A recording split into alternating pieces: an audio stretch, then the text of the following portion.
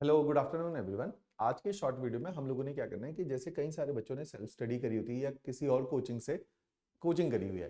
तो प्रॉब्लम क्या आ रहा है कि हमने उन लोगों ने प्रीलिम्स लेवल तक तो चीजें पढ़ ली है और जनरली जिस तरह से कोचिंग परफॉर्म करती है या सेल्फ स्टडी भी हम लोग करते हैं तो हम प्राइमरीली प्रीलिम्स को टारगेट करते हुए या एटलीस्ट उसी स्तर पर तैयारी करते हैं, क्योंकि शुरू में हमारा लेवल अप नहीं हुआ होता। हम चीजों को बड़े बुनियादी लेवल पे पढ़ते हैं, क्योंकि हम बुनियादी लेवल पे पढ़ते हैं तो मेंस लार्जली मिसिंग है।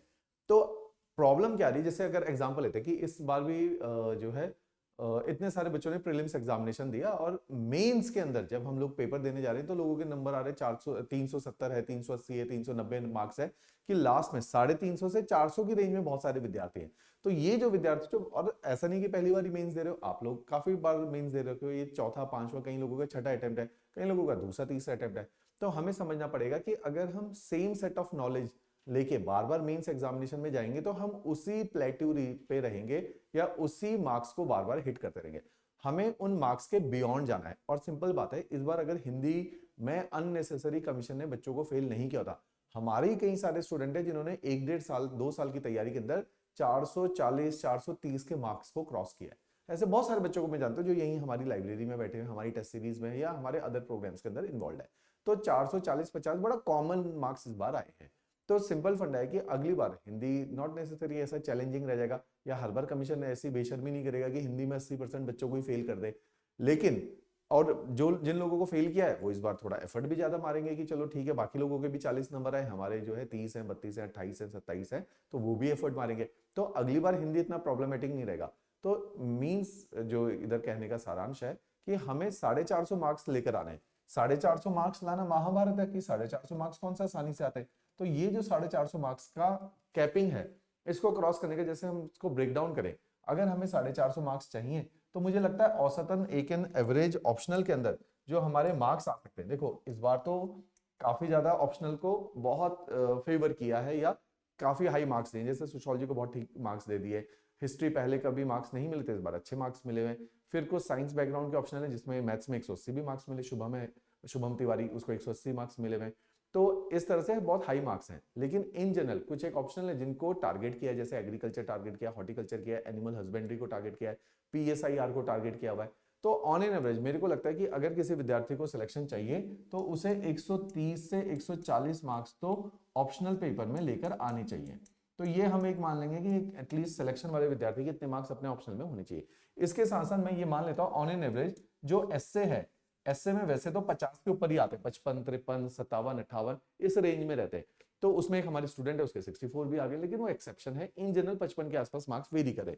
तो मैं ये एवरेज मान लेता हूं कि भाई 50 मार्क्स तो ऑप्शनल में सॉरी एसए के अंदर भी आने चाहिए। तो 50 मार्क्स हम एसए से कमा रहे हैं। बाकी अगर 450 मार्क्स लाने हैं तो मेरे को समझना पड़ेगा कि 290 मार्क्स ईच, जीएस 1 2 3 के अंदर हमें 90 मार्क्स ईच तो मिनिमम लाने।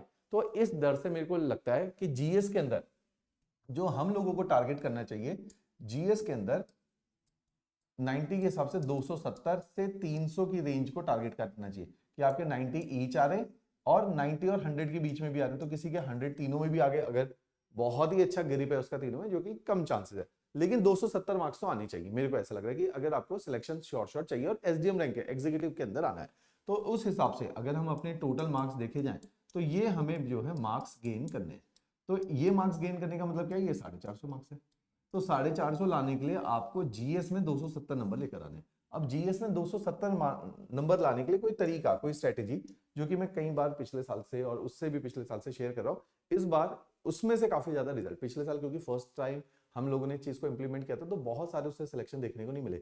लेकिन इस बार फिनोमिनली 8-9 लोग केवल कंटेंट एनरिचमेंट प्रोग्राम से ही इस पेपर को क्लियर करते हैं। 20 में से 8-9 लोग, बहुत बड़ा परसेंटेज है, जो केवल एक प्रोग्राम का पार्ट रहे थे।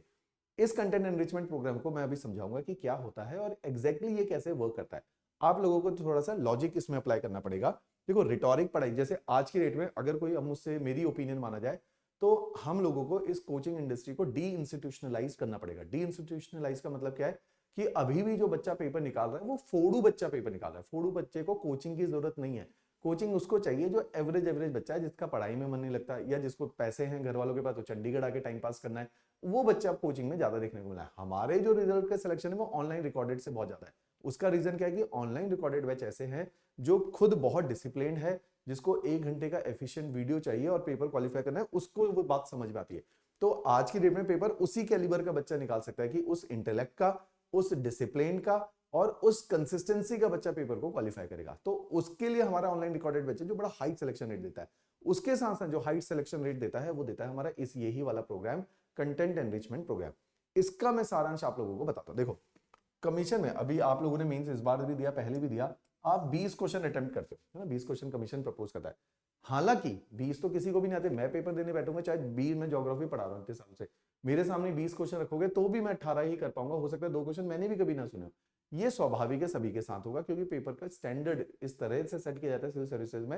ये मान के जाना जाता है जैसे प्रीलिम्स एग्जामिनेशन है जिसमें से मैं बोलता हूं 80 to 85% ही पेपर कोई व्यक्ति कर सकता है, ऐसे ही मेंस एग्जामिनेशन में इसमें भी 80 to 85% ही कोई करेगा। 80 to 85 का मतलब है 16 क्वेश्चन आप लोगों को आते होंगे, 15-16 क्वेश्चन, तो हमें डिसेंटली 15-16 क्वेश्चन आते हैं। 4 से 5 क्वेश्चन में हम क्या करते हैं, टाइम पास। इन क्वेश्चन में क्या करते हैं, टाइम पास।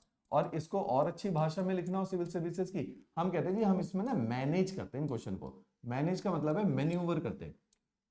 मैन्यूवर का मतलब क्या है कि हम इसमें कोशिश करते हैं कि हमें थोड़े मार्क्स तो मिल ही जाए इसमें, कि बिल्कुल ही बेड़ा गर्क ना हो जाए। तो हम क्या कहते हैं, मान लो 5 क्वेश्चन, इसमें से 5 में से बाइफरकेशन, देखो एक हाइपोथेटिकल फिगर लेते हैं, 8 नंबर के 3 थे, 12 नंबर के 2 क्वेश्चन थे, तो टोटल वेटेज थी इनकी 50 मार्क्स, 48 है 50। इस 50 से हम मैनेज कर गए कि इस 50 में से हमको 10-12 मार्क्स मिल गए, ठीक है, हमें ये 10-12 मार्क्स अपने समझ की वजह से, लॉजिक की वजह से मिले। लेकिन ये जो 15-16 क्वेश्चन हैं, ये क्वेश्चन आपके वर्क, आपके नोट्स में से आने चाहिए। अब मेंस के नोट्स हम क्या करते हैं, इन जनरल सभी लोगों के खराब बने होते हैं, क्योंकि हमने क्या होता है प्रीलिम्स की तैयारी करी थी, उसी के बीच बीच में मेंस इनपुट किया होता है, और उसी प्री और मेंस के मिक्स से नोट्स को, हाइब्रिड से नोट्स को पढ़ के हम पेपर दे आते हैं, जो कि बहुत अच्छी एक्सरसाइजेज नहीं है। जिन्होंने भी पेपर क्वालिफाई किया अब के दौर पे, पुराने सस्ते जमाने भूल जाओ, एचएस में जैसे 4-4 नंबर के क्वेश्चन आते थे, लोगों ने रट्टे मार के भी क्वालिफाई किया। अब आंसर राइटिंग लगेगी और तरीके से आंसर राइटिंग लगेगी, और इस बार साबित भी हुआ है कि यूपीएससी वाले बच्चे क्यों एचएस फोड़ पाए हैं, क्योंकि वो यूपीएससी के तरीके से तैयारी कर रहे हैं, और एचएस भी यूपीएससी के साथ अपने को अलाइन कर चुका है। तो अब हमने अपने नोट्स, मैं 2 साल से इस तरह से नोट्स को डिवाइस करने के लिए वीडियो भरे हुए यूट्यूब पे, इस तरह से वीडियो बनवा रहा हूं। अब ये और रेलिवेंट है, क्योंकि ये मैं लास्ट ईयर से बोल रहा हूं कि 4 मार्क्स के क्वेश्चन ऑब्सोलीट होंगे, ये अननेसेसरी, कोई भी स्टेट पीसीएस इस हल्के सवालों को इस लेवल पे क्वेश्चन नहीं बना रहा था एक्सेप्ट हिमाचल प्रदेश। इन्होंने थोड़ा रिफॉर्म कर दिया, और वो अवेटेड रिफॉर्म था, ऐसा नहीं कि मैंने कोई ऐसी बड़ी भविष्यवाणी कर दी, अवेटेड रिफॉर्म है। अगर आप चीजों को लॉजिकली समझते हो, देखते हो, तो आपको पता है ये रिफॉर्म आना ही था। तो मैंने क्या बोला था कि आपके लिखे में से अगर क्वेश्चन आएंगे तब आपका सिलेक्शन हुआ, और इस बार कई सारे विद्यार्थियों ने, बहुत सारों का सिलेक्शन हो गया, कई सारे इंटरव्यू आउट हो गए, कुछ हिंदी में फेल हो गए। लेकिन मेरे पर्सनल कांटेक्ट में ऐसे कितने सारे लोग हैं जो 450 के मार्क को क्रॉस कर चुके हैं या उसके आसपास है, 440 से 480 की रेंज वाले भरे हुए बच्चे, तो उन्होंने पेपर को फोड़ा है। तो इसका मतलब क्या है कि नोट्स आपके होने चाहिए क्वेश्चन आंसर फॉर्मेट में।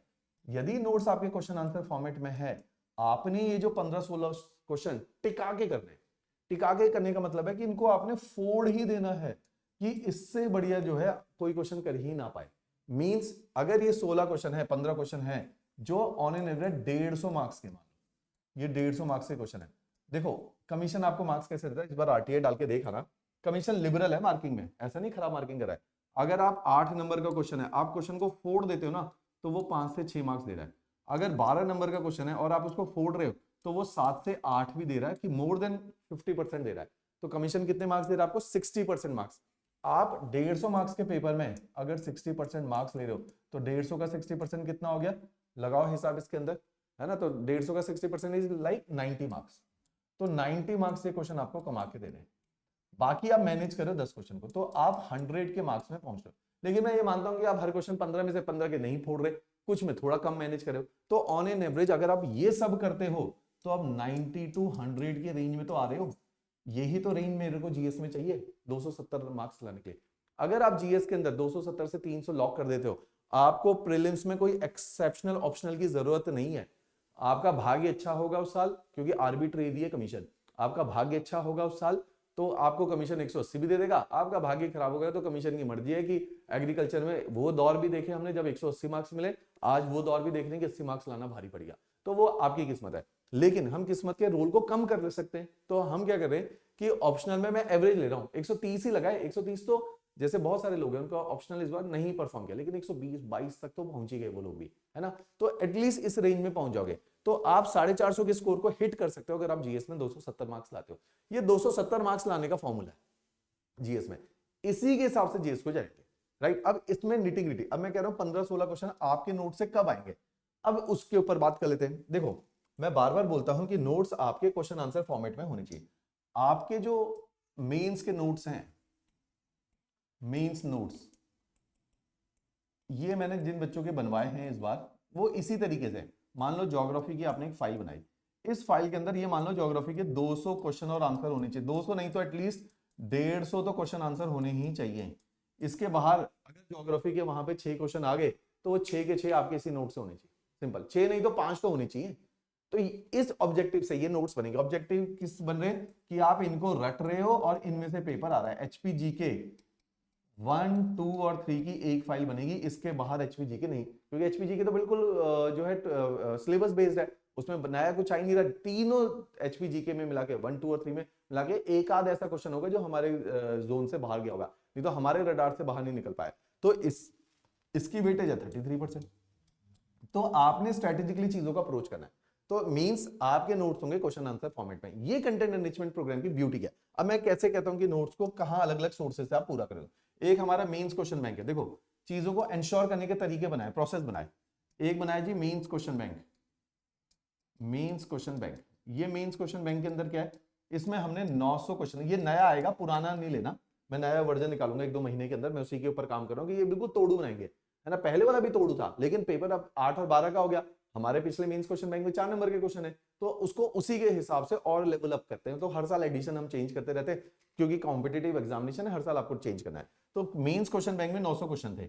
उसके अलावा कंटेंट एनरिचमेंट प्रोग्राम, इसमें 500 क्वेश्चन विद मॉडल आंसर और डिस्कशन वीडियो। क्योंकि कई बार क्या होता है हम कंटेंट पढ़ लेते हैं लेकिन उसका जो क्रक्स है वो वीडियो के अंदर है। तो 1-1 घंटे की वीडियो है, एक एक टॉपिक। जैसे अगर मैं ज्योग्राफी है, मैंने 4 लेक्चर में पूरी इंडियन ज्योग्राफी पढ़ाई हुई। 4 लेक्चर मतलब 4 घंटे के अंदर ज्योग्राफी पढ़ाना बहुत मुश्किल है। क्वेश्चन आंसर फॉर्मेट मैंने खुद 90 क्वेश्चन डिस्कस किए हैं क्लासेस के अंदर। तो मैंने ज्योग्राफी के कंटेंट एनरिचमेंट प्रोग्राम में 90-100 क्वेश्चन दे दिए, उसमें से 70-80 क्वेश्चन के मैंने मॉडल आंसर दे दी, बाकी रेंज दे दी, ये क्वेश्चन आएंगे। और आए हैं पिछले 2-3 साल से ज्योग्राफी में कोई क्वेश्चन बाहर से नहीं गया। एनवायरमेंट, एनर्जी, स्पेस, इतने सारे मेरे जो मैं पढ़ाता हूँ उन डोमेन से, या बाकी फैकल्टी पढ़ाते हैं, उनकी रेंज से बाहर नहीं जा रहा। तो आपने ये इसी कंटेंट एनरिचमेंट प्रोग्राम की मैं बात कर रहा हूँ। थर्ड हमारा लेवल होता है जिसको बोलते हैं हम टेस्ट सीरीज। इस बार की टेस्ट सीरीज में भी हमने मेंस के 552 क्वेश्चन डाल दिए, उनके आंसर भी मिलेंगे, डिस्कशन भी हो रहा है, सब कुछ है। तो अगर ये सब कर लोगे तो आप मेंस के 200 क्वेश्चन, 2000 क्वेश्चन करके जा रहे हो।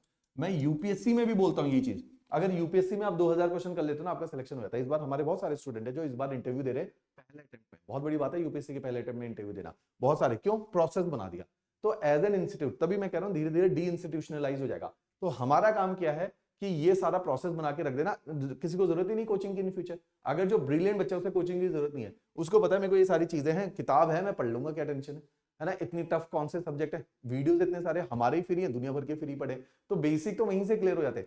एडवांस लेवल पे हल्का बच्चा वैसे ही हाथ नहीं डाल पाता, इसमें अच्छे स्टैंडर्ड का बच्चा हाथ डालता है। तो आपके लिए ये प्रोसेस बनाए, तो इसीलिए कंटेंट एनरिचमेंट प्रोग्राम प्राइमरीली मैं उन लोगों, क्योंकि मैं तो रोज इतने बच्चों से मिल रहा हूँ इसी फील्ड में, तो कंटेंट एनरिचमेंट प्रोग्राम उन लोगों के लिए है जो बार बार प्रीलिम्स दे रहे हैं लेकिन क्वालिफाई नहीं हो रहा, या वो लोग हैं प्रीलिम 10-12 नंबर से रुक रहे हैं लेकिन मेंस में दम रखते हैं।